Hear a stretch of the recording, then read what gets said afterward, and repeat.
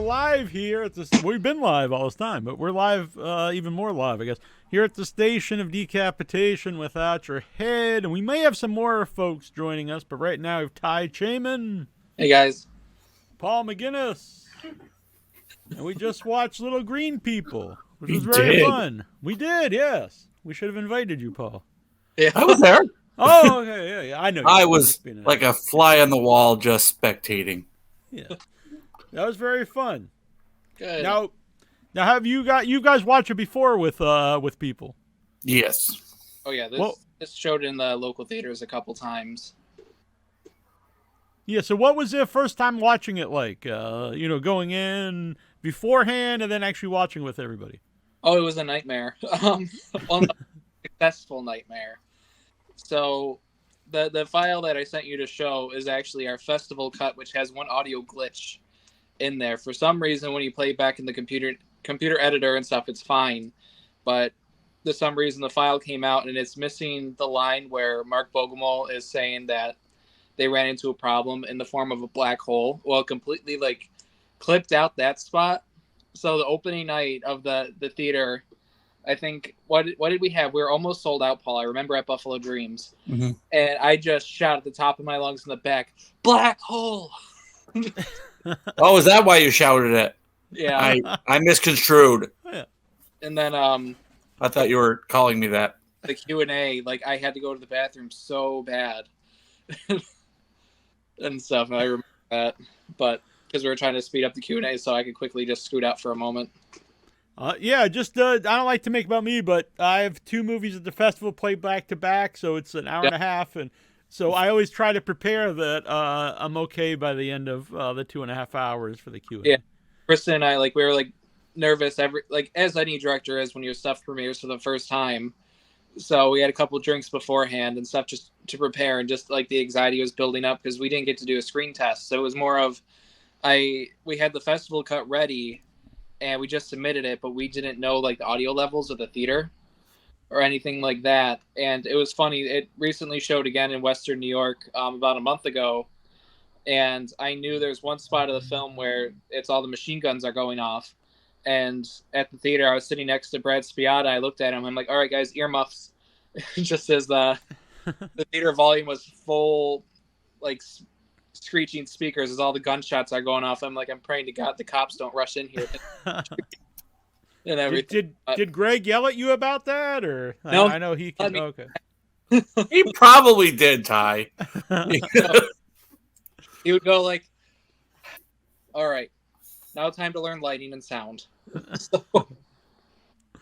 So Paul, now I know you worked with Ty a lot, but how did you? Was a role written for you? How did Paul get involved as the main guy? So, Paul, you can answer your side of the story, then I'll answer mine. I just know I was in it from the beginning. I think after we did another monster movie, he realized I was a delight, and made this part for me. It was me and Sarah in the beginning. Mm-hmm. And then this was written a while ago. It was written, 2018, 2019? 2019, because we had the table read January 2020. I remember that. We're going to have a great shoot schedule in April. And then something kind of happened. Yep. So, because Mike O'Hare was supposed to play the chief. And that's not an exciting story at all. Now that I said it, somebody asked me and I did it. Well, just make something up. I can't even. I didn't say it had to be the true story. Right, okay, so I was fighting the ninjas. I don't know. I don't even know where I'm going with this. Mm-hmm.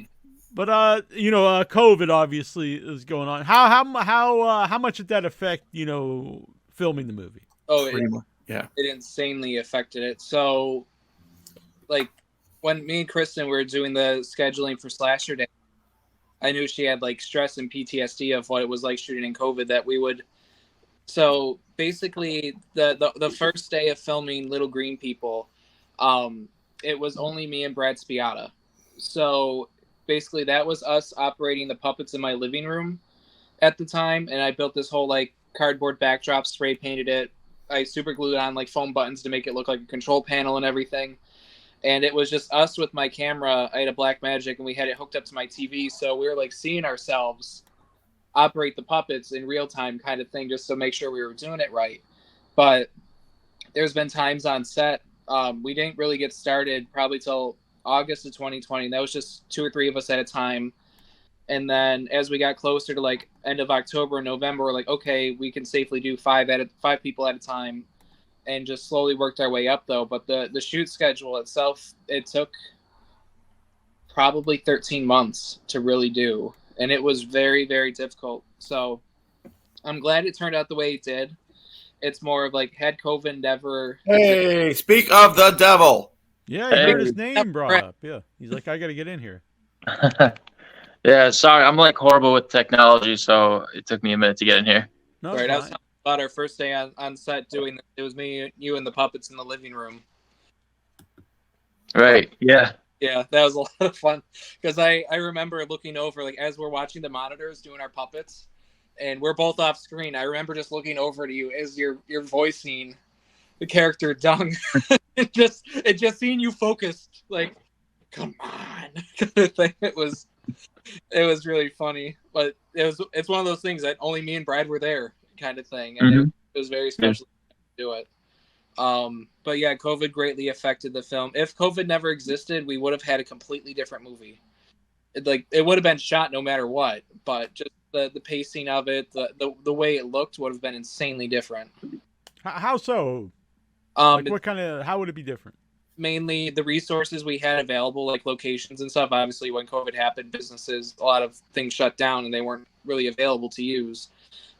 Luckily, towards the end of the production, we had the chance to film at a place called Lasertron. It's a giant like laser tag family arena that Kristen knew the owner.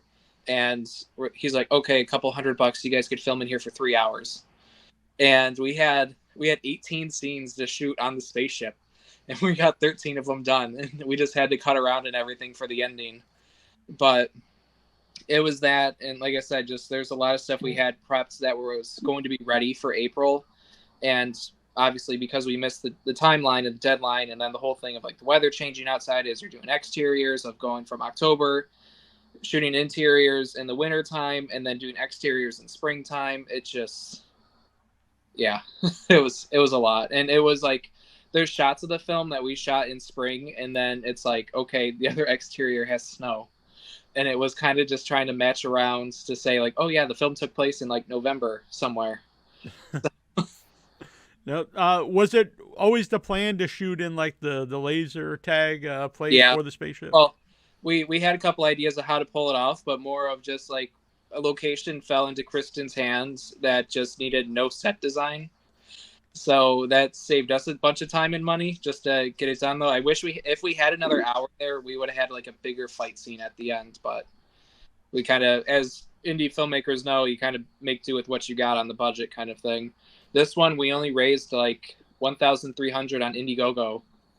And then our new film, Slasher Days of Summer, did really well right away. $12,000. Yeah, but that's because you came on without your head to talk about it. But. Yeah, exactly. Yeah. But yeah, it's really cool to see like progression of not only kind of like directing and editing and so on like that though, but also working with all these talented people over the years and just seeing how they progress in other projects and coming back and working together again. And everybody's been leveling up. The Western New York film community, like over the past 5 years, is completely new image, I would say, of just all these new talented faces and people learning different things. It's really amazing. Brad, are you in Slasher Days of Summer? No, I'm not. Oh, I should not have asked that. I feel very bad. But... Well, no, that's fine. That's fine.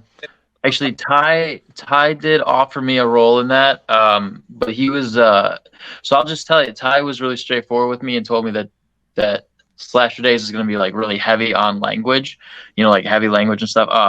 And that's not something that I really want to do. So Ty and I had a conversation. I said, I'm going to pass on this one, but definitely in the future, Ty's a guy that I'm going to continue to work with forever. So. Yeah, we'll do something later on. Yeah, and the thing about what I like about horror movies is I like something gory and crazy, but I also like to watch something silly and fun like this. Thank you. So it all depends, you know. It depends what mood I'm in. I don't know if you guys caught, Brad was visually one of the most hilarious actors to work with on Little Green. You have to watch him in the background of what he's doing as an alien trying to be a human. And there's a whole thing of the hamburgers. There's him trying to taste the tape. That almost broke me, and I don't break easy, but we're trying to do this scene, and Brad's just like sneaking these burgers from his scarf. He's got them stuffed in his scarf, and would just pick them up and just take bites out of them, whether the camera was on him or not, and it was hilarious. Yeah, he did fantastic. And we definitely have stuff down the road. It's more of like, it was very, very heavy comedy and language and raunchy and so on like that. There's a scene with Paul and a hot dog.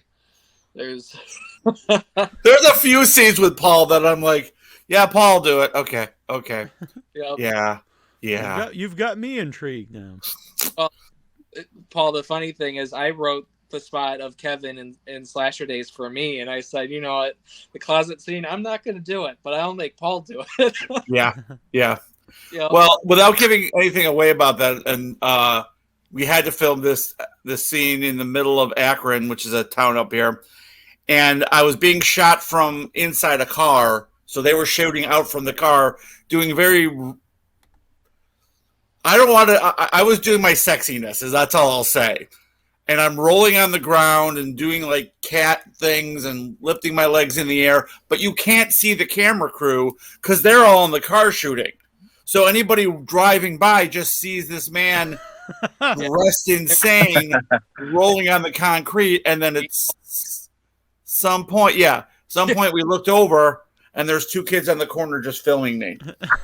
So out there in social media, there might be a bootleg version of this already out there. You know, doughy man rolling on the ground in Akron. I don't know. Yeah. It was really funny because my friend Holly, who I met, honestly, it was traveling back from Salt Lake City to New York. We just sat together on a plane and we became great friends and stuff for the last year online.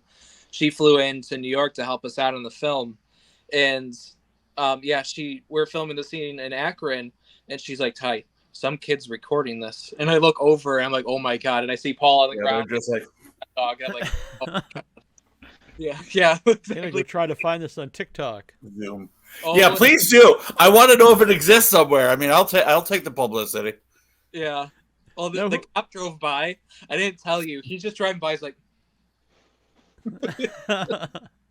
the one cop in Akron. But yeah, for those that don't know, Akron was heavily used in the film Quiet Place Part 2 in the beginning of the film. And we were very, very fortunate enough to be able to film on Main Street again, as well as using the alley again that John Krasinski walked down. Cool. I tried to get in that movie, but I couldn't. Yeah, I don't think the cast didn't work out. Yeah. But after this last story, you know now that you made the right choice about not being in Slasher Days of Summer. Well, yeah, because me, but yeah. No, I mean, I look forward to seeing it, and I look forward to seeing what Paul was doing with that hot dog. But I look forward to seeing what Paul was doing with that hot dog. I mean, that should go on the poster. There you go. I'm curious about it. There was the early edit of Slasher Days I wrote before I brought Kristen on. That I wrote a character specifically for Brad, and he would have been in the final 3 of the film. It's a slasher film, whatever. But as soon as I knew he wasn't interested, I completely deleted the character from the film. I didn't want anybody else to play it. Oh man! So I feel bad now. Yeah. So who actually made the puppets, or where did the puppets come from? So the green, the fuzzy ones, those are from a company called Silly Puppets. So a lot of things like College Humor uses them, some shorts for Comedy Central.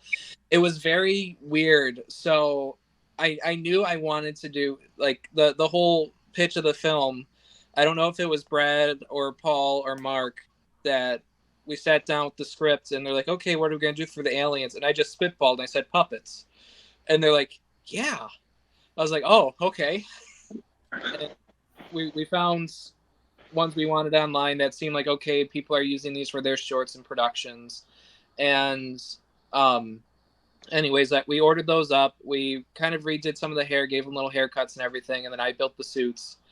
And then Josh Ebach, he was originally a Western New York special effects makeup artist, one of the best guys in special effects I ever know, aside from Joe Castro. I do reach out regularly to Josh and Joe for special effects like questions and things like that. So I know Joe's been on your show multiple times. Anyways, Josh built this huge, like it was probably 3.5 feet, don't you think, Brad? The alien that he mailed us, the big antagonist. Oh yeah, the big green one. Yeah, it was about the size. He mailed it to me in March of 2020, expecting us to be filming in April. And then when COVID happened, I'm like, this thing is made of latex, foam, and plaster. And like, we gotta like baby this thing for a year. It would crack. Like it was a thing that this was a completely new structure that he built, and he built it literally to be used for 2 or 3 months and then done. And I had to make sure that this thing, like, I'm sure like most makeup people know, if like latex kind of like sweats in heat, and just as soon as it dries up and then the plaster cracks, it's just so difficult to reform. But yeah, we had to make do with that. And then the little Play-Doh, guys, is physically Play-Doh. Oh, very cool. I was living just north of Salt Lake City for a little time towards the end of the production, and I was as I was editing, I was trying to find little inserts and gaps to put in the movie just to fill time, because like I said, the whole Lasertron thing that we didn't get to finish the scenes. So I made a little flight deck for the antagonist ship and used googly eyes and everything. I figured we're already doing like whimsical puppets, might as well just do this. So I got in touch with a couple indie directors. Richard Roundtree voiced one of them. He's based out in the UK. He got to work on who I assume met. I know him from Buffalo. Yeah, I love it when he flies in. I'm so excited. He's awesome. Yeah. He also helped fund Slasher Days of Summer, which were very cool. Well, and he bought his voice in the film, so we're happy to have him on that. And then Josh Ebach, I asked him to voice one of the things. Then Melissa Cagwell-Morris, she's a director from Syracuse, she voiced the other one. So I had them record their lines, and then I played it in reverse kind of thing to give it that little distortion thing. But yeah, this was a blast. Me and Brad had to learn a lot about puppetry stuff to get this down. So glad that we did. And it's one of, even though COVID sucked, it did benefit us to give us the time to like really get in the headspace and focus on how we wanted the aliens to look and talk and move around. But I'm really grateful that it worked out. So, Brad, how do you go about that? I actually assume maybe you had some background in puppets. So, did you like go on YouTube and Google puppetry? So here's the funny thing. I never did that. I just picked it up and started using it. Natural, yeah. Yeah. I find your voice for a while. Yeah, the voice I came up with, it's been so long now. I can't remember how much time I gave myself to do that, but I pretty much had an idea of what I wanted for the voice right away, and I practiced it for a little bit and got it down. But yeah, the first day of filming, when it was just me and Ty, that was the first time I ever used the puppet, and I just did it. I've seen enough people do it. I'm like, I can do this, and I did it. Very cool. Now, I saw in the chat, Ty said there's a story behind the scene with Paul on helium. Oh, yeah, it's all about the cake story. There's a story behind that? How you did it in one take.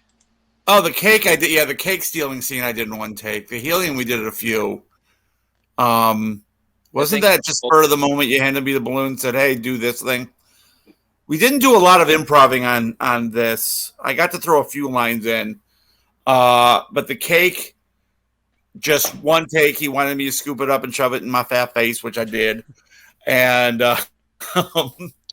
which is good. We'd have a second take. And then I think that's what started.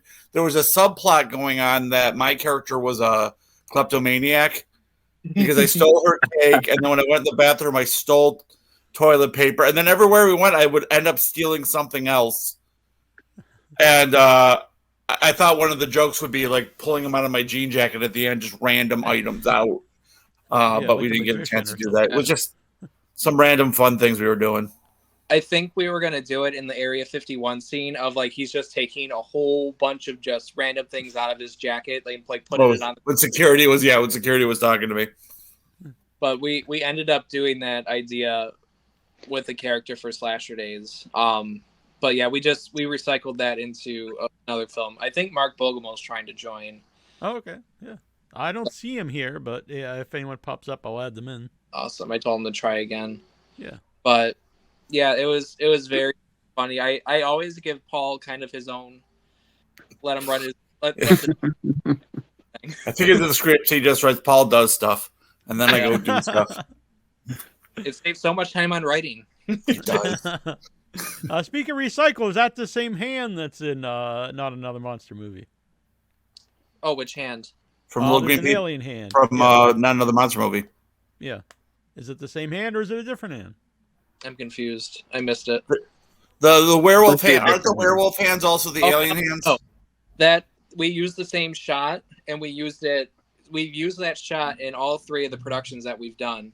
That was the same brand, Zagzon Studios. I bought the werewolf hands, and then they had this like literally a reptile dinosaur hand, and that's what we used for that. And then obviously you guys will see what we did again for Slasher Days with another creature or animal or person. But we did recycle that idea. So I have like, it's so weird of three projects of it, and it's just always that little nod kind of thing to connect each other of just a weird shot. It's like Tarantino and Feet, but I'm not like that. So. Mm-hmm. But no, I like it. The John Rena's involvement. It's always fun to see John Rena, and I really like his delivery in the movie. Oh yeah, so he his involvement was great. It's the situation behind it was unfortunate that Michael O'Hare was cast to be the police captain, and the last conversation I had with Mike before he passed was how excited he was for this role, and he said he was very excited to be able to slap Paul across the face, and I'm like, okay, that's going to be fun for him. Mike ended up having medical complications after surgery and so on. It was very unfortunate. We do miss him a lot. I'm very grateful that Greg Lamberson renamed one of the awards for the best Western New York films after Michael O'Hare. And I was very grateful that we were the first ones to receive it too, because Greg said he would have picked it because he would have been in it, kind of thing. Yeah. But John was very close with Mike, and John's very good at doing impersonations of people, whether it be out of joy or possibly out of spite. But John was very dedicated. He wanted to do the role of the police captain with Michael O'Hare's voice. So he did it very, very, very well. And we renamed it to Captain O'Hare in his memory too. And then unfortunately as well, Bill Brown passed away last year. Bill got to share a scene with Paul McGinnis, and he was at the water cooler. And then Bill was in Not Another Monster Movie as well. But yeah, and then we renamed our camp owner Billy for Slasher Days in respects to Bill Brown. But it's sad. It's sad losing friends, and it's and it's all the film world. Like we all care, like we're all extended families and stuff. But a lot of people just like to keep the memory going. That's why I'm glad John did it, and we found a way to incorporate Bill and Slasher Days. And anyone I've ever had on the show who knew him, really talks fondly. Debbie Rochon, not just people who from Buffalo Dreams. He's the reason a lot of us are in film. It was funny, during Slasher Days, I was talking to one of the actresses, Anne-Marie, and Mike's birthday was coming up, and I mentioned it to her. She goes, oh, he's the reason I'm doing movies. I'm like, he's the reason I'm doing movies. And so many people, he would pull us into this world, and the fact that we just try to keep it going in his memory. Mm-hmm. Now, I'm not just saying this because you're here, Paul, but I've mentioned this many times on the show. I'm always a big fan in scenes where people fight inanimate objects. And so I really got a kick out of you with the cat. That is a scene made for me. How fun is that to do? Because anytime I love it. I I stinking love it. This is the second one because in another monster movie, he had me do that with a bat. So this one was just holding a cat against my face and just screaming. It was a blast. I love that scene. I love the I always love the freedom that Ty gives me. Like he, after monster movie, he tightens my reins a little bit now, but he'll usually say, and I'll ask like, hey, can I do this thing? I threw a couple lines into this movie as a whole, but I'm watching as we're running after the alien, and I'm just still playing how bad the cat hurt my face. That was a blast. Yeah. Just Ty is the one who threw it at me. Just threw it right at me, and I fell back. Yeah, it was a fun time. I believe your cat actually makes a cameo at some point in the movie. Your actual cat. My last one, Proto, she passed at 18. Oh, I'm sorry. It's all right. I had her since she was born and everything. There's one shot of her in Little Green People, and I was glad that I was able to keep that in, kind of thing. The movie came out after and everything, so it was like a nice little in memory kind of thing and stuff. As a director, of being able to throw your stuff in there. Well, as a co-director, Kristen Skeet's the other co-director, and then Kristen directed Slasher Days. But you said this was the cut that's playing at the festival. So is there a different cut of the movie that'll? I fixed up the lasers for a bit. I kind of paused looking at the final cut as soon as we started like gearing up for Slasher Days. Once we realized how big of a project we were about to take on, so there's going to be a copy. I'm going to play around with distribution. Most likely, we're just going to self-distribute, just get the DVDs, much like they do with like Psycho Ape and so on like that, of just bulk order 500 DVDs and just sell them, kind of thing. Yeah, and that's probably what we're going to do with Smash too. Yeah, I loved it. Can't wait for Smash. Audio on screen. I'm sitting next to Paul. I'm like, there's Neil. I want that DVD just because we were talking to Sophia, and I just want to hear the commentary. I just want to hear the commentary with those characters. Have you heard the story about so great? Yeah, have you heard the story about the commentary? Yeah, it wasn't done yet. It wasn't done yet. Okay, all right. But she was Sophia was there. Jeffrey wasn't, but so I cornered her at one point because I was so enamored with that movie as a whole, and then watching the accompanying movie. It's just such a great companion piece. Mm-hmm. And I knew so many people in it. I just worked with Bill Whedon in another movie, so I got to know him. Michael Callio was in it, and I recognized him. So all these people who I'm like, oh, I know those people. So it was like some of the most awesome people. Of course, when you showed up, both me and Ty were like, there's Dale. We're just like fanboying out. Yeah. And I wish I could have made Buffalo. I love Buffalo Dreams, and to watch a movie with everyone I know from Buffalo would have been a great time. Yeah, well, we were enjoying the heck out of it. Not to give you. Well, of course I'll give you a plug, but you're on your podcast, not like you have to. But isn't there a touchdown T-shirt on your through something? So I have the 8-bit one for Smash. Okay. It's like pixel art, looks like an old Nintendo, and then there's a different touchdown shirt that launch over Michael and Sophia. So because me and an actress were watching, and we both want touchdown T-shirts. So all right, very cool. I have to let her know. I'll send you the link. I saw the pixelated one. I didn't see the other one. Okay, yeah. The pixel one's been very popular lately, which I'm very happy about. So. Yeah, I'll definitely take one too. I keep thinking of what Eugene Bothell as the Woodsman would look like pixelated. Hey, well, hit me up afterwards. We can make that happen. Okay. Yeah, we can show you what he looked like. Yeah, I made these for the cast. Yep. These are the old. Oh yeah, yeah. The old thing.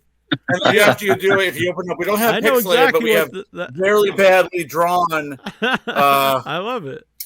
There he is as the killer. So for people like me and Paul, we grew up without the internet, so this is what we did. This is exactly it. So so if you want to have pixelated art, but we have Paul drew it on his lunch break at work art. So You got to save that for a future, kickstart. It can be. there we go. I'll make a. I made one of these. I made all these copies for everyone on the cast and didn't see everyone, so I have a bunch of these. Oh, really? That's very cool of you, though. Yeah. We were at the mess hall, and I just see a stack of papers that are like hand drawn. I look down, like, what the fuck is this? And I mean, the last day I'm like frantically folding them so I can everyone give one. So, Brad, are you going to continue to work with puppets? Yeah, I mean, if somebody's got a puppet script, sure, It was actually, Brad, I could just give you the elevator pitch now that most the Western New York people know. I've been slowly preparing for a shorts called Fum Ducks and everything. Yeah. I gave you the elevator pitch, I think, at the movie theater. Right, yeah, I remember. Wanting to bring back one of these aliens for Fum Ducks and everything. Mm-hmm. Bring back the puppets and everything in some way for like one of the shorts and everything. But if we get it done, I would definitely want you on board for it. Yeah, I mean, I remember you had your original idea was to do that for this slasher movie, and I was like, yeah, definitely, I'll come do that little cameo. But I don't know, it changed or it didn't work out. But yeah, I'll definitely do that.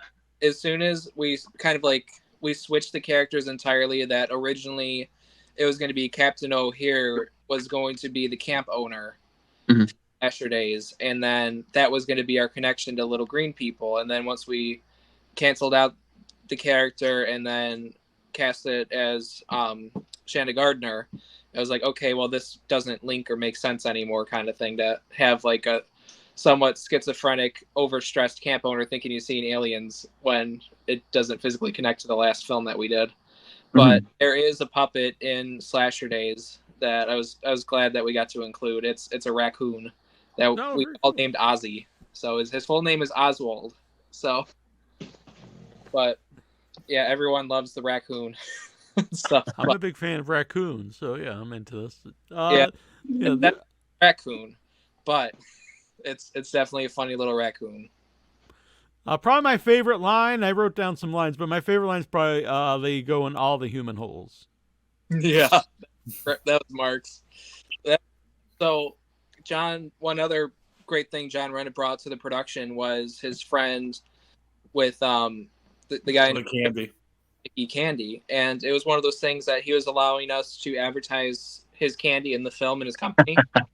So we had to come up with this little fake ad to throw in the movie.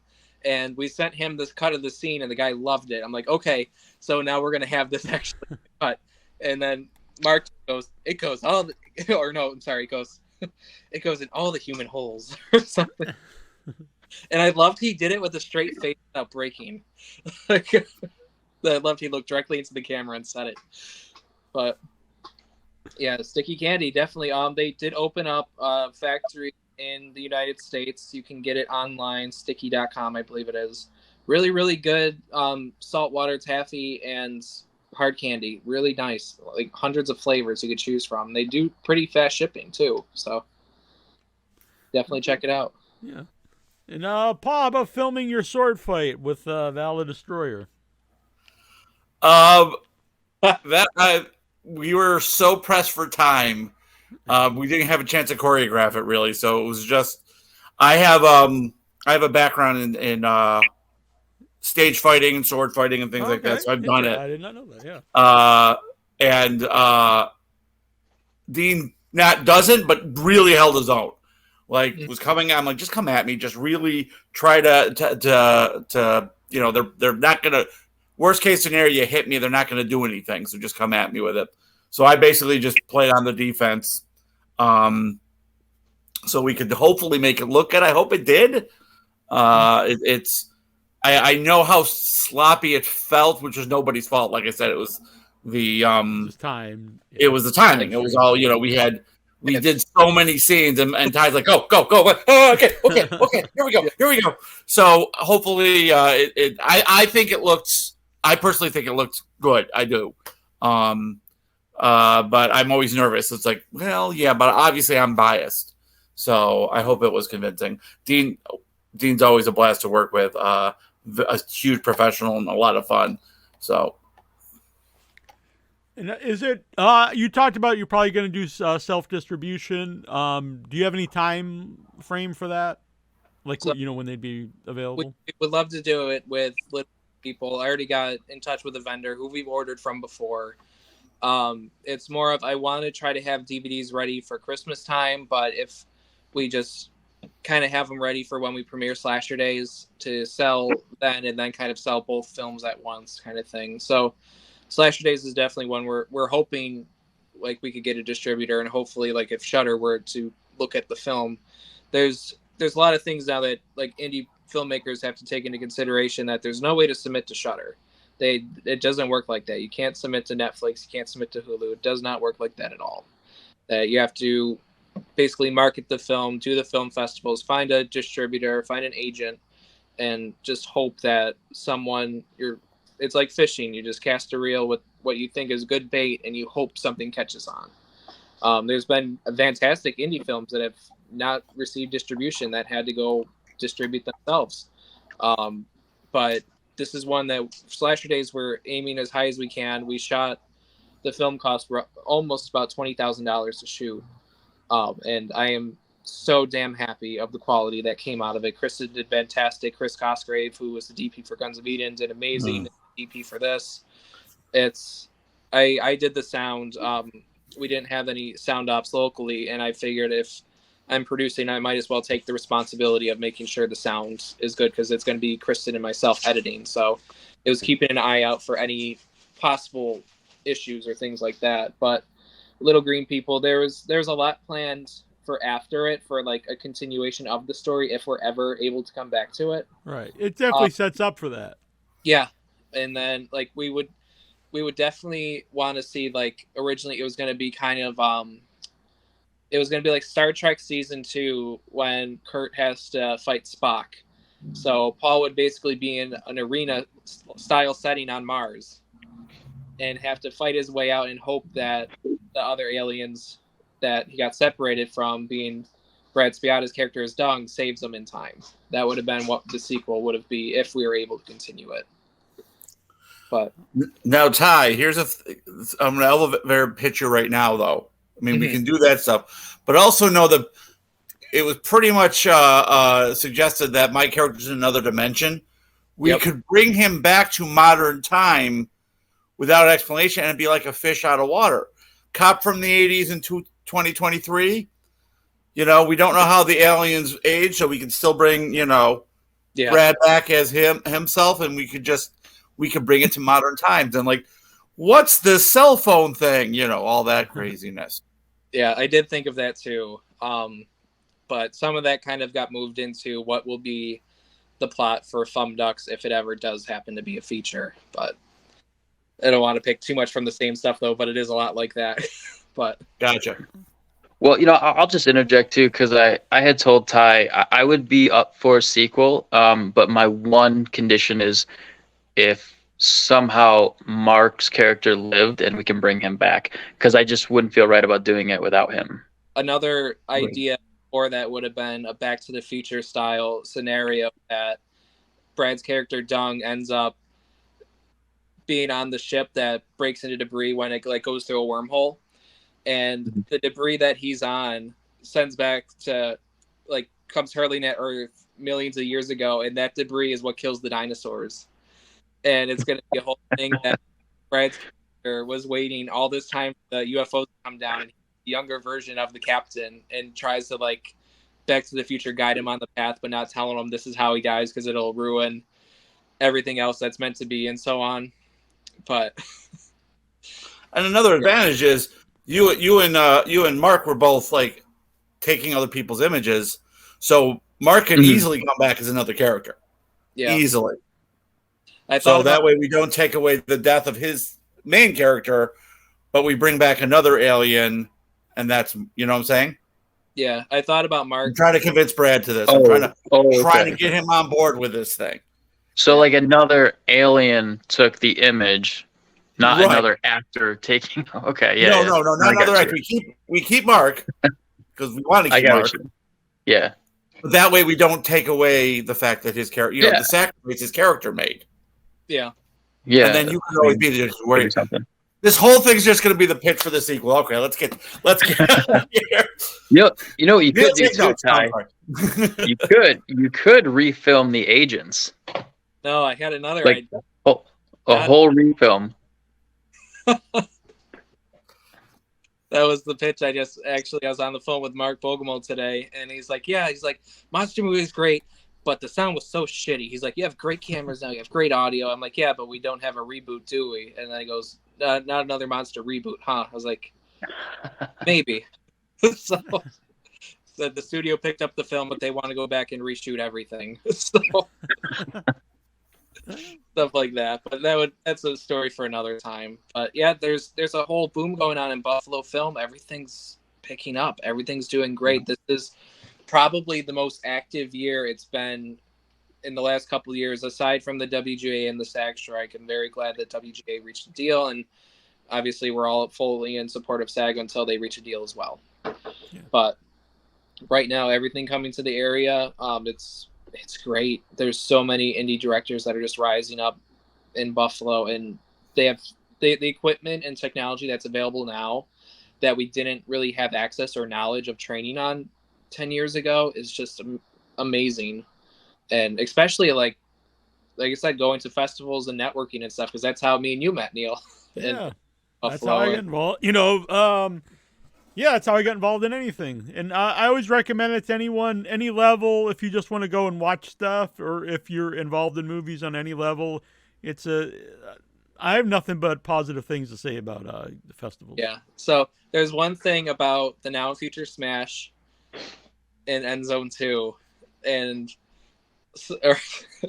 so at the end of End Zone, I look over to Paul. It's Paul is sitting right next to me. It was Paul and our friend Erica on the other side, and I was like, I'm gonna shout it. So as soon as the movie ends, I shout touchdown in the theater, and everybody reacted to it. I love it. I was like, cool. I had to be that dick that shouts something in the theater, but I think it was well placed to branch the movies, kind of thing.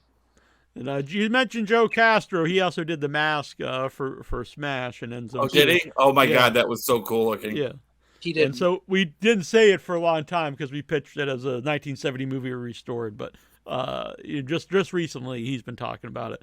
But he's been really wanting to do End Zone 3D. Oh my God, yes. Place in the 80s. So I am into it. I don't think Michael and Sophia so much are into the idea. Oh. It's going to be one of those things I say, shut up and take my money. Right. I think it depends if there's interest once it comes out. We'll see. Yeah, but they did fantastic. I didn't really get to talk to Sophia that much, more than like 2 or 3 minutes, because we were so busy at Dreams, and I volunteer and help out Greg and stuff when I can at the festival. But it was playing at such a busy time. And then I know like Kristen got to go out to an all-female directors and filmmakers lunch or brunch with Sophia, so I missed out on the conversation like that. But I'm very supportive of her and Mike and stuff and everything they make out west and stuff. Hopefully I could reunite with them soon and actually get to sit down and talk. Yeah, no, they're really cool people. Yeah. Theater, like, oh, great to finally meet you. When that comes out, I'm making it mandatory watching for many of my friends. So I'm like, it's got to be the whole schlemiel. You got to watch End Zone 2 and the ones of Future Smash. It's a companion piece. So I've already told them you don't have a choice. I will be getting this when this comes out. I'll even bring the beer. We're watching this movie. Yeah, I appreciate that. Yeah. So, but I do want to talk about Little Green People. So, where can people follow to see where where they can pick up Little Green People eventually, and also your other movie when it's available, Slasher Days of Summer? I have been submitting Little Green People to festivals on Film Freeway. It's still very active on there. Oh, cool. It's one of those things. As much as you submit to Film Freeway, you're going to get a lot of rejection, kind of thing, and emails like that. I actually got one today. So, but I don't care. There's been 15 festivals it's been accepted to, and that's another good part about going to the festivals, because if people know you, have a good relationship with people, I'm not gonna say they're more likely to accept, but they're gonna, I know this person, I'm gonna check it out. That was the one benefit of I correct me if I'm wrong, was it Renegade Film Festival you went to? They had an amazing mixer after. Like that's I'm gonna go down there just to go for that kind of thing. Yeah, and South Texas Underground. I like festivals that are one screen, like Buffalo, because I think there's a more community feel when everyone watches everything on the same screen. Yeah, I definitely agree. Killer Act premiered and it was a good festival, but it was 5 different movies at once, and you were talking to other filmmakers, and you legit want to support them, and because that's the people I like. I've met enough people who just come for their own stuff and then leave. That to me is like, why? It's not costing you anything to even sit through another person's movie, but whatever. But that makes it harder because it's like, oh, if yours is playing over here and mine's playing over here, and I agree with you. One screen, way to go. Mm-hmm. Yeah, because again, we premiered at Fright Fest in England, and that's a giant festival, and that was amazing to premiere there. But it's literally 2 theaters. One's got like 12 screens, and so there's multiple movies going on. And while it's a giant thing, like it's not the same because there's people split up, and there's no possible way to even watch, everything because there's just not enough time or not enough seats. Mm-hmm. But definitely the whole one screen thing works fantastic. Plus, it bunches everybody together in the same room. Yeah, I think there's especially if you're over days, everyone in the same theater watching all the movies together. To me, there's something you're all bonded. Yep, exactly. Especially with gory moments when people start cheering. Like I remember when Cocaine came out in February, everybody went nuts in the theater, like cheering for all the gore and the nonsense. Like that's an experience that you want to keep, especially in that kind of like horror comedy field. Like Terrifier 1 and 2, seeing it in a crowd is completely different than watching it at home. Oh yeah, if that makes sense. And it's sad to say, like we have Thursday Night Terrors here in Buffalo at one of our Dipson theaters, and for October they have The Evil Dead, and I went to go buy a ticket. They sell out within like an hour of being posted on their Dipson page and stuff like that. But imagine Evil Dead again, the original, in a crowd setting of how much people would love that. But that's like I also love, like I said, film festivals. There's so many people that love to travel with their films and just getting to hear how they did things. Paul, what was the mermaid one that played opening night for that Friday? Oh, what was it called? I keep calling it What Lies Beneath, but that's a different movie.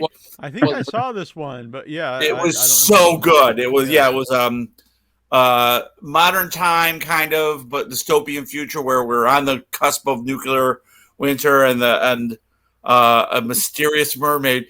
And the really funny part about it was, without getting any spoilers, the night before I wrote a mermaid short, and which I want to do. It's just a really quick one little joke because a very funny joke came to me. I'm like, oh, I have to do this, and I reached out to a couple of my friends, and we want to make this happen. And the whole reason for the joke, art imitated life, because one of the people in the audience had a huge issue because of, I can't go into the details, but I was dying. I was dying that this one guy was having a major issue with the movie that pretty much parallels what my joke in my short was. So I like ran out the theater after the Q&A, just like I couldn't breathe. And I'm like, what? No, this guy, he just did the thing. I just wrote this joke last night, and this man just did this thing that I wrote this joke over. Yeah, I was there to witness that, and it kind of off a room of 200 plus people sitting down and just listening to what the gentleman had to say. And the filmmakers, I tell you, were great about it too, because they were like, I think we all got the thought of, okay, this guy needs, and the one guy, one of the actors just said, so mermaids aren't real, right? And we all laughed. And then the next question, the next girl who raised her hand, he goes, I'm just going to preface this. You do know that mermaids aren't real before you ask the question, right? I'm like, yeah, okay. It was so good. I always appreciate that. And it was a great film. It was a really amazing film. I wish I remember the name. It was the first one I watched, and it was like the Evil Lies Below, or something like to that degree, because it's a mermaid on a submarine, basically. I thought it was What I think. What was it? What was it, Ty? What Lurks Beneath. That might be it, yeah. Maybe. Okay. That sounds like it could be it. It's in that area. Yeah. It was either late last year or early this. It was anywhere. It was winter, or maybe it was even late fall. But I just remembered when you were talking about Evil Dead. Annabelle and I went to see the Evil Dead trilogy. They showed it outside in a cabin in the woods, and that was a very In a cabin in the woods. outside of a cabin in the woods. Wow. So That'd be fun. you had to bring your own chairs and sit outside. That's awesome. Oh, that would have been amazing. I don't know. Yeah. I've seen the first one on the big screen a bunch of times. I don't think I've ever seen Evil Dead 2 or Army of Darkness on a big screen. I think I've only ever seen it on. I was a big Dungeons and Dragons kid, so me and my friends went to see Army of Darkness several times in the theaters. Good choice. At the time, it very felt like a D&D movie. Oh, yeah. Oh, definitely. That was probably our closest, D&D and Lord of the Rings, the closest we got back then. Yeah. And it was pre-Xena, too, so it was. Yeah, yeah. I was just saying, I don't know if I saw the first Evil Dead on the big screen until recently. But what were you saying, Brad? Oh, I'm sorry. I was just going to say, like, when I saw Army of Darkness the first time, a friend of mine showed it to me. I loved it, but I didn't realize it was a third in a trilogy. Right. I had no idea Evil Dead 1 and 2 existed at the time. So it was kind of interesting finding that out, that there was, like, a whole backstory to this character. Yeah, and it's definitely a movie that you could watch by itself. Right. You need to. It's cooler if you watch all three, but yeah, it stands alone. I love that. I think I'd seen the second one, then the first one. Or maybe I saw the second, then Army of Darkness, then the first one. I don't know. I know I didn't see the first one until well after. The first one was hard. When I was a kid, it was hard. Like, it wasn't, like, readily available on even on VHS. No. I remember. I found a very grainy VHS copy. I think I bought it at a local, like, Kmart. And my brother's 9 years older, and I watched it at his friends. Like, they had like a party at their house, and they had like an old bootleg version. And that's how I saw it the first time. Nice. But it was a very bad copy, which sometimes that adds to a movie. It kind of does. It kind of does. However, I definitely like. I'm starting to feel like an old man now, because sometimes I'll watch movies and they'll be too dark. Like, what's that alien abduction one that you told me I had to watch, Ty? We'll Save You, which is just weird. I put that on, but it was during the day, and there's a lot of dark scenes, and I'm like, yeah, it's too dark. Come on, put the lights on. My first copy of Evil Dead made me feel like that. I just remember, like, what's going on? I think a tree did something bad to that girl, but I don't know. She's upset now, and I really had no idea. Like, some of it I missed. And then, I think sometimes it does, but also sometimes. But then you don't always see the flaws. Right. Like, listening to the commentaries and everything a dozen times, there's the one scene of the moon that now that you see decent copies of it, you can tell someone's basically holding a piece of paper up that has the moon on, because it's superimposed and it looks, you can just see the square around it in the sky. And so it does take away from that a little bit, but still up there. That's still my favorite. Theater we go to Coolidge, and they do Coolidge after midnight, so they show midnight movies. And we went and saw a really bad print of Texas Chainsaw Massacre, 35 millimeter, and it was great. Wow. And then the same theater we saw when they did the restoration, and that was in digital, and it looked pristine, but I actually thought it was much worse, because that movie in particular, like, a very grungy feel really adds to the that one's very grindhouse. So I definitely, the cracks and I gotta agree with you. Like, Phantasm looks great cleaned up, because it's a different kind of movie. Exactly, that one's a little bit more weird and eerie. But I think sometimes the less you see it's your friend. I mean, we go back to Jaws, and the less we saw of Jaws, the scarier Jaws was. And sometimes that using your imagination. I mean, Blair Witch Project's still amazing to me, and you don't see anything in that. So sometimes the letting your imagination take you the rest of the way. Yeah, I think that's why it's always really hard to do the ending of it in the movies, because It's supposed to be what's the scariest to you. How do you film that? By Right, inspire, right. it doesn't but reading it's much more effective. And a lot of Lovecraft is so hard to do and still catch that feeling of, you're on the cusp of madness because there's something outside of human understanding.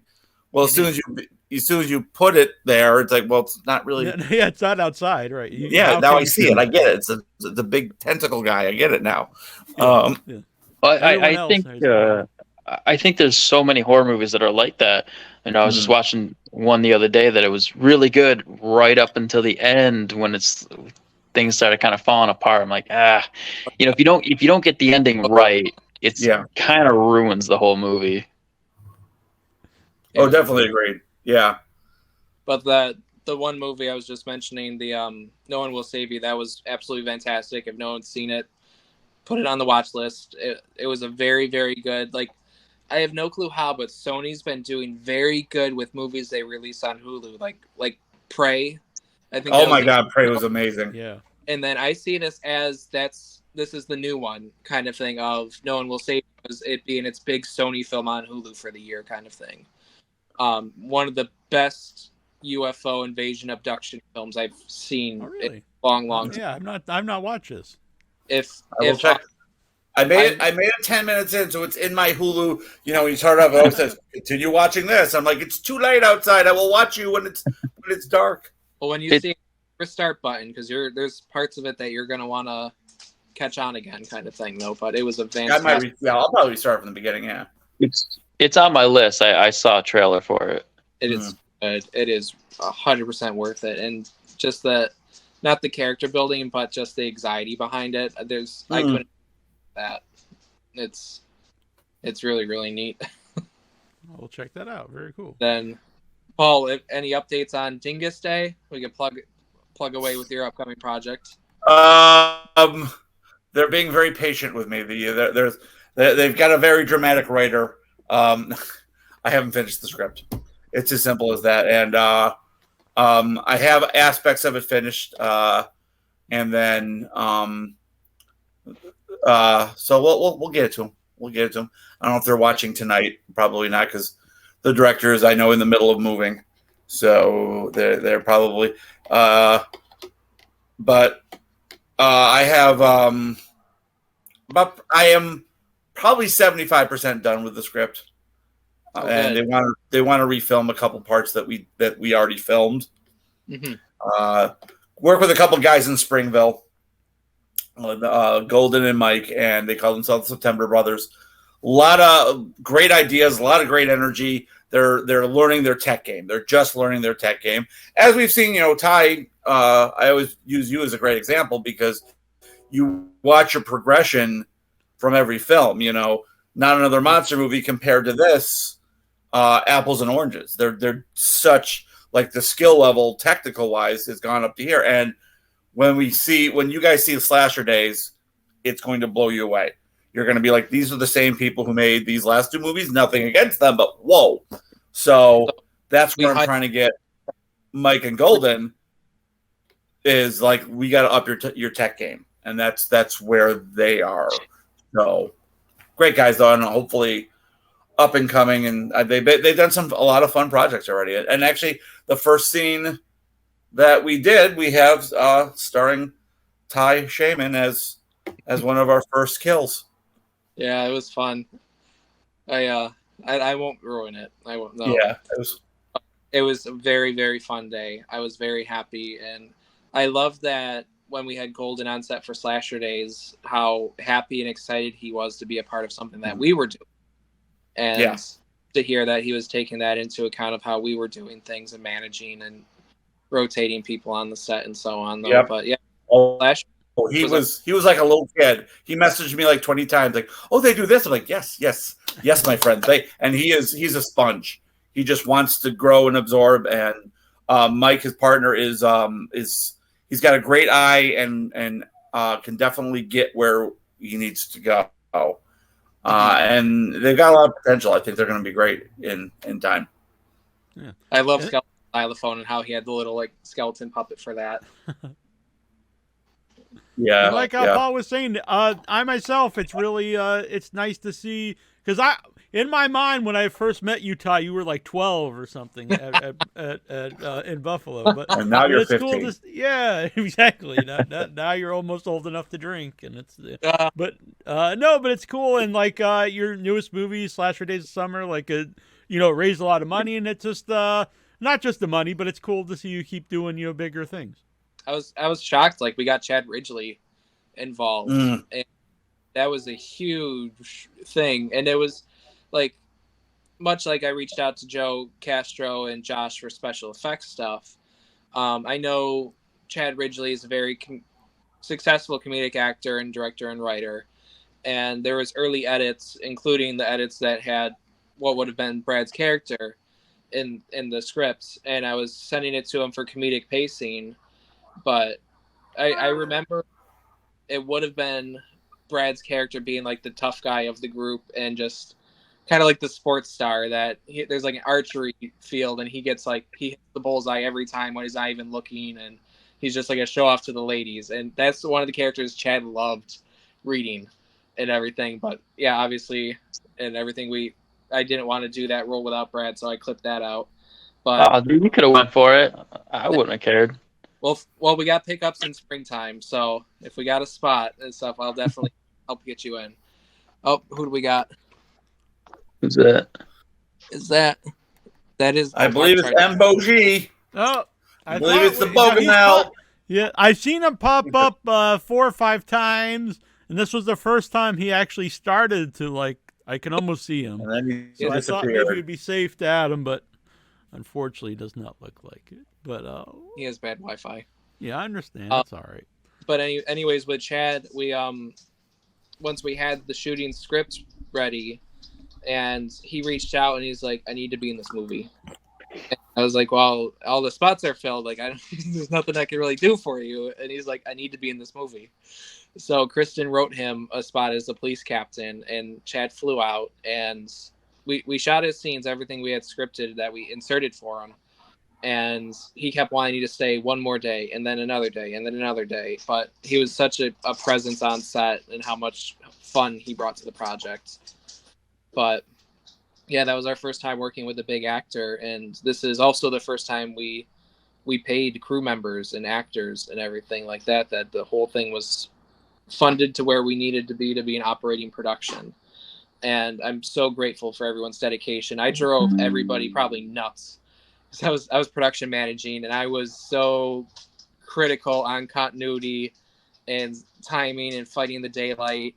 And I'm just standing there with the boom pole, just like, all right, let's get going. Make sure everything's all good. And I'm openly apologizing to any of the cast and crew that are listening to this right now if I put anyone through stress. But going through the footage with Kristen, it was absolutely worth it, and we're gonna have something really cool to show everybody. But Kristen, Chris, Hope, and Alex, I'm telling you, they are the team supreme. I can't remember the last time that I've worked on I'm going to use the quote, non-professional film that was so top-notch professional, and just, I can't wait. I can't even imagine how amazing this is going to look. And a side note, Hope Muehlbauer and Alex Frank. Hope directed Lydia's Falls, who won Best Director at the Severed Limbs Film Festival for the last season. And then Alex was the DP and camera guy. And Chris Cosgrave, Hope Muehlbauer, and Alex Frank were Greg Lamberson's crew on Guns of Eden. So I'm like, I'm going to hire you. I'm going to hire you. And we're going to take you. Hope also has an extreme skill at finding and catching frogs. Oh, interesting. Because I have an animal obsession, not as much as Alyssa. I thought I was big on animals. Alyssa is truly, the last day of filming, I heard there was frogs on set, and I got so angry. I was like, well, I wasn't around for the frogs. Why wasn't I? So here comes Hope with a little frog in her hand. Here you go, Paul. So I got a little frog bite, let him go. And then later she comes up with an even smaller one. I'm like, how did you find this frog? And then later when I wasn't shooting, I'm like, well, I'm wandering in the woods. I'm going to find my own frog. I'm going to find my own animal. Found nothing. Hope is the queen of frog finding. She's not only a talented writer and filmmaker and director, But if you need a frog found, The you amphibian. contact Hope. Yeah. And it was funny. We rolled up to the campground, one of the campground locations, and it's a place called Cherry Hill Campgrounds. It's right across from Disney Lake Theme Park. And I guess there's a bunch of cats on the property and kittens. And we just rolled up, and most of us cast and crew got there before Kristen did to do the check-in. So we were good to go for the cabin that we had. And we just look over, and Lisa Grace Adams is just like slowly chasing this little cat that's walking by. I'm like, oh, she found the cats. Found an animal. And then there was a whole bunch there. There was goats. There was chickens. I didn't see goats either. I'm angry. Yeah. Well, so what I was proposing for an idea too is we have like a cast and crew showing of doing it in the summertime and show it on a projector at the cabin. So everybody actually camps out on location and sees the movie kind of thing for the cast and crew for a private party. But yeah, right now we're just going through our notes and everything, and we're going to meet up in about 3 weeks because I'm going to New York City Comic-Con in 2 weeks. Cool. So yeah, I'll be almost near you, Neil. Yeah, I'll be at Brooklyn Horror Film Festival on Friday the 13th for that weekend. Oh, nice. Because yeah, I'm there from Thursday the 12th to that Sunday. Okay, yeah, we're going. I'll be leaving Monday, so yeah. Okay, yeah, we're going. We have a hotel in Jersey, and we're going to take the ferry across. That was the same way. Yeah, it was much cheaper to stay in New Jersey than to stay in Brooklyn, and then much cheaper. We're going to take the hour detour to go to Quick Stop where they shot Clerks. Oh, very cool. So we're going as Jane Silent Bob for the convention. Oh, that's very fun. Yeah, we're going to stop the reboot of the remake of the Blunt Man and Chronic movie. I love it. Thank you. When I met Hope, I believe I joked about Ty being 12. She wasn't 12, but I'm pretty sure she was like a teenager. Pretty close. Yeah. She's the I've seen Hope stuff since she was legitimately like probably 12 years old, where she made this little zombie thing in her backyard. I'm like, oh, look how adorable this little tweeny bop is making. And now she's making like really good movies. I'm like, yeah. So Hope, you want to cast? Yeah, I remember at Buffalo, like Greg actually called her up and just suggested she come in because I was doing interviews and she had already left, and suggested she come back and do an interview because I think he thought it would be good for her to get out there a little bit. And, and she did, and that was very cool. And it's cool again to see her doing a bunch of stuff. Yeah, she's great. So she was assistant director for Slasher Days, and then I was supervising special effects, and I had her be lead special effects artist. So there's a lot of gore and gags that we had to create and work together. There's one day that Kristen kind of let Hope and I have free roam of the gore for a scene just because it was quite a lot we had to coordinate. And that was probably the best day on a movie set I've ever had in my life. I won't ruin it though, but you'll know it when you see it. But Hope did fantastic, and it was really nice that Kristen and Chris took us aside to tell us how proud they were of how we handled it. I was like, yeah, that's why we do it. And can people still? I know you've already filmed a lot, but can people still donate to the crowdfunding to help with like post and everything? It is still in demand, and it's one of those things that even though, like I said, it cost roughly $20,000, we raised almost the 13 kind of thing. And then with Indiegogo's fantastic, they just do have fees that they do take out kind of thing too. So probably between $600 to $800 and stuff gets deducted of that. And there's investments that have been like that Kristen made, that I made, that we still have to reaccumulate. Like say when we do distribution, or if we could raise it in the post funding. But as right now it is active, I ordered business cards with the QR code on the back of Slasher Days of Summer just to hand out at Comic-Con and just leave it. I ordered like 500 of them. I'm just gonna. Oh, that's just my cat. Okay. He jumped off the microwave. Anyway, just gonna place it in New York City, so that way if someone's gonna see it, pick up and go, huh? Even though if it gets a website click, that counts. Yeah. And people don't realize even after you shoot the movie, there's a lot of, if you've never made a movie, there's lots of costs after that. Even, getting them into festivals. And there was roughly, I had to go through and name the audio files and rename each file. It took 6 hours over 620 audio files I had to go through and listen, and I would press play, wait for hearing hope with the slate of the number and take, and clap, then close the file, rename it, and then go to the next file. And it was a lot of work, and we got to do that same thing with the video too. So, but that's why I know, Brad, once you see this one, you're going to be so proud of us. Yeah. I'm definitely looking forward to it, and I keep seeing the pictures of the cast. You got an amazing cast. People that I'm seeing here, I'm like, wow, I can't believe all these people were assembled for this movie. Yeah, Paul's okay. So, but yeah, it's definitely something. And it's the thing too. Like, I know Kristen got to talk with Sophia and everything, and kind of getting recommendations and stuff like that of what to go through and things for aiming for film festivals and distributors and stuff. Yeah. When's it release? So originally our goal was Valkyrie Film Festival, but there are definite pickups that we need. But we have so little pickups that they can be done in one day. But I think Kristen and I both agree on this, hopefully, that it's best we just edit what we have now and see what we have to clip in. Mm-hmm. And just get those remaining stuff done within a day, and then just drop it in and hopefully aim for like springtime. So there are, like, obviously with Greg's Film Festival, with Buffalo Dreams and local ones, they kind of want it to be the local premiere, just to not only like, but because of it, it's also theater and the showing. Like, it wouldn't be like the dips on a smaller screen. Like, no, it'd be like a big screen kind of experience. But we could still release the movie beforehand at like other festivals and travel around for it.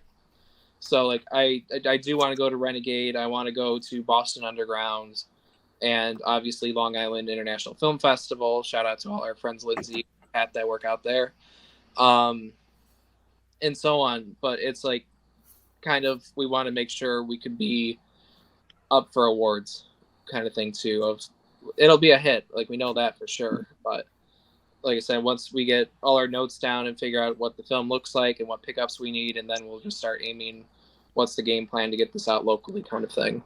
Yeah, it's something, I've learned about doing the last one was, a lot of people just submit to all the festivals or, a bunch of festivals, but the people, they want the world premiere and then the premiere of the U.S. premiere, the West Coast premiere, New York premiere, and so it's just something I've been talking with the Psychwape guys that I've, because I have a little bit of experience with our movie. Like, don't just send it to everywhere. You have to have a little bit of a game plan. Where to send your movie.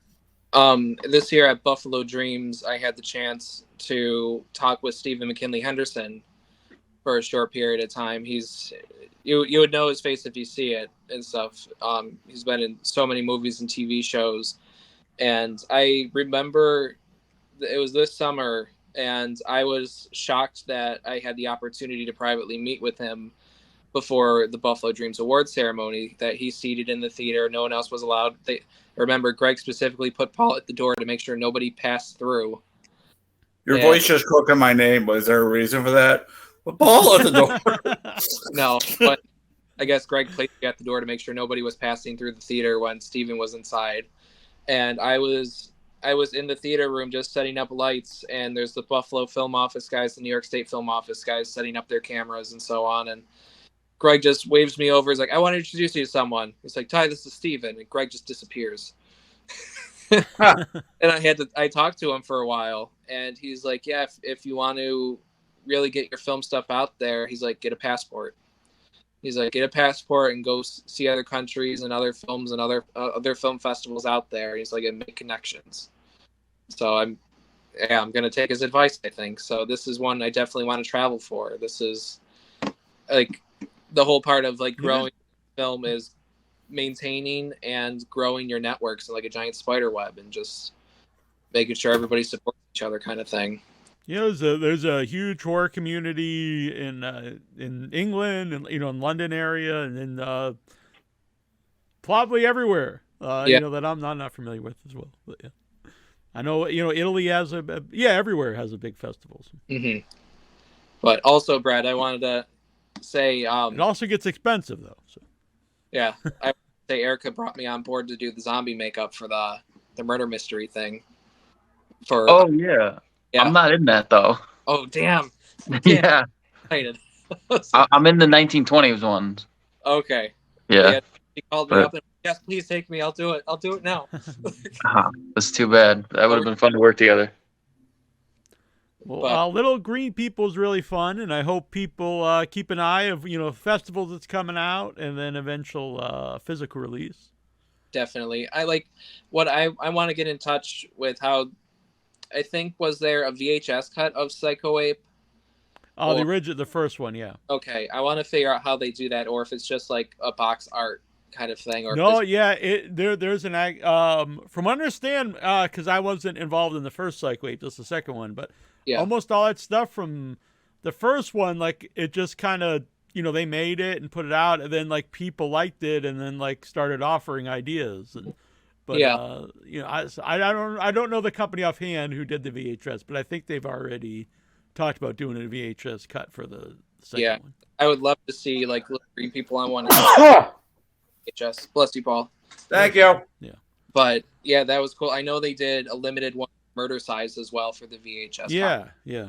I watched it the first time 2 nights ago. Did you ever see Greg's first movie, Greg Delicio's Hectic Knife? Because they also have a VHS, which I happen to have right here. That is pretty cool, but I have not seen it yet. Yeah, Murder Size was different. I didn't watch the preview at all. I just went into it blind. Oh, that's cool, though, yeah. Oh, yeah, it was very fun. All right. Yeah, everything. Slasher Days of Summer, I'm excited about. Thank you. And I can tell you are, which is very cool to see. Thank you. It's nice to see. You're not excited. You're proud of it. Yeah, there's so much stuff to come after. Kristen's doing a found footage film next. Obviously, Greg Lamberson's working on his werewolf film that he's been I saw some pic. I was like, I'm really excited about the puppetry in that. It was funny. So we had Brian Varney on set for Slasher Days, and he leaned over to me. He's like, "Hey, I'm not going to be here tomorrow." And I was like, "Oh, what's up?" Because we're shooting through that whole week. And he goes, "Oh, well, I'm helping Greg shoot his werewolf thing for the teaser at the puppet." And I'm like, "So we get to miss out on that now?" Right. Being present for that, but I'm very glad that when I was talking to Greg that it worked out and everything. Like all his stuff for the puppet and stuff looked amazing. But yeah, and Paul obviously he's got his Dingus Day going on, and I just got shorts. That's Mike and Golden's Dingus Day. I'm just writing it. Yeah, I got my own. I got some fires of my own. I'm trying to get going. Yeah. But there's just so much activity now, and it's great. It's kind of overwhelming, but it's good to see like the film community pull together. Like there's no one shouting at each other or being dicks or anything like that. Everyone's really working together to get stuff out. And like I said, the more we deal with these studios with like SAG on strike and getting what they deserve kind of thing, so they're benefiting from their work. And it's going to be interesting to see how it progresses with Buffalo film actors who are becoming SAG and people that are joining the local 600 and the WGA and IATSE and everything, how the current situations, once they're resolved, how much that's going to benefit our community. But that's the end of my rant. So, how about yourself, Brad? What are you working on currently? The only thing I'm working on right now is I'm in a live interactive murder mystery show where the audience gets to become the detectives, and they, I'm one of the suspects that they question.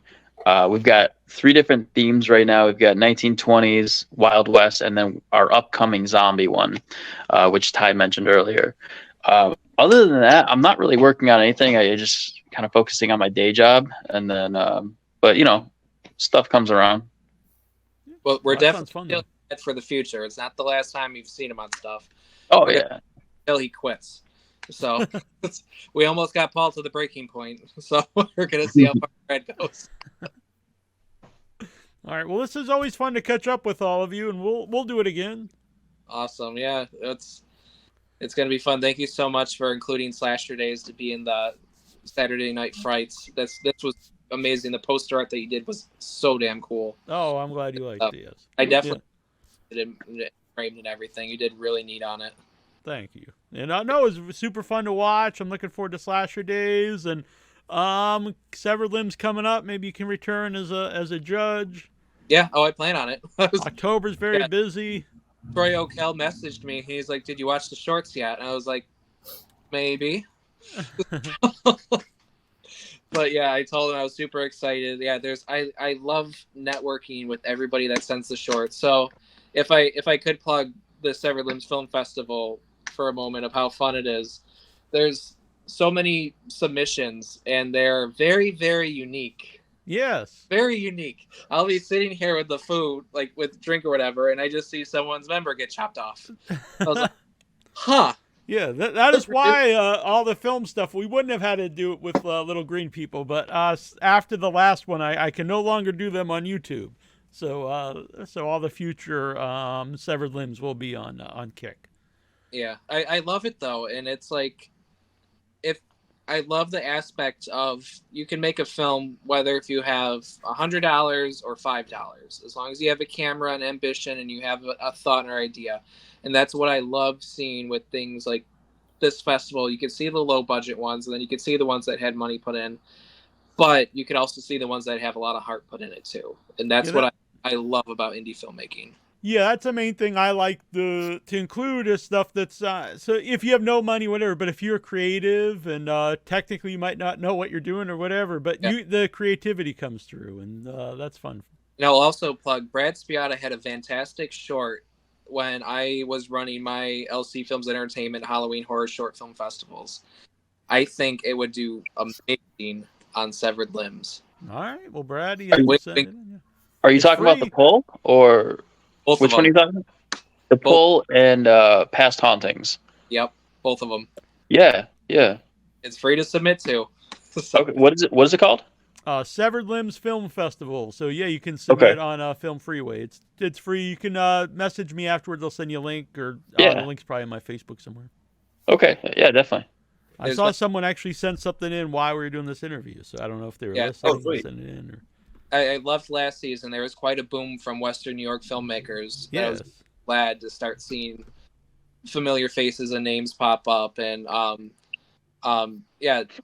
wife, they were in one that September Brothers submitted and everything too. And it was really, really cool to see local faces like, oh, I get to click my vote now. Jared Brito sent in Horned while we were doing this. Very critical last season. I was very to the point of... You sent in porn? Horned. Horn! Oh, okay. Yeah. Sorry, just... Oh, stop. I was like, I was going to watch before, but now you really have. Okay. Yeah, but I love the festival. I love being brought on as a guest judge. Seeing everything, it also gives me some inspiration too. So I definitely love being a part of it. Cool. Well, I appreciate you being part of it. Oh, yeah, no problem. All right. So, thanks everyone for watching. Thank you guys for coming on. A pleasure as always. I had a great time. Oh, look at that. Oh, yeah. I'm a big Frankenstein fan, so.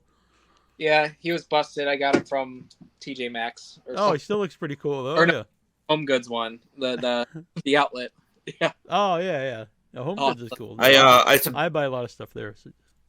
I subscribe to the Loot Crate boxes, and I just get the Loot Fright, and this month's just came, and it was all Frankenstein theme. It came with like a really cool figure, a T-shirt. I still did the horror one. Yeah, it's Loot Fright. It's supposed to be once every 3 months, and it's weird. Only reason I haven't canceled it because I still get really cool stuff from them occasionally, but it's not every 3 months. It's like you'll go a year without getting anything, and then get like 3 back to back, and so I'm getting my money's worth. It's just not predictable. I enjoy that stuff because it's almost like Christmas comes. It kind of is. Like you get a little surprise every once in a while. Yeah. And their T-shirts, at the very least, their T-shirts has been amazing. Yeah. Yes, I saw that in the background, Ty. And myself at the premiere for Little Green. Oh, very nice. Look at that. Even though they're not green, I like that. Well, the purple one. Well, we had a lot of fun with it. Originally there was going to be a blue one and an orange one as well, and then we're just like, okay, well the title is Little Green People, so we kind of took out the idea of the orange one. Yeah. But there was a reason why mine was purple, though I can't remember what it was. Why did you do that? I kind of just left it as he's special in his own way. Okay. I like it. Yeah. It could have been too that like they turn green once they hit like adulthood. Oh, okay. Sure. Let's just go with that then. Yeah. Once they get ripe. Yeah. But yeah, like I said, if there's a chance for a sequel, I know you guys will definitely be on board for it and stuff like that. But Without a doubt. until that time, until the future holds and whatever aliens come down and hopefully like too. But definitely watch that one. You will not be you whatever I just you will not be it's hopefully it's not those ones that come down. But Right, yeah. But thank you so much for having us on here. Yeah, of course, anytime. All right, thank you, Neil. See you guys. All right. Brad, Ty, good seeing you both. Yeah. Bye.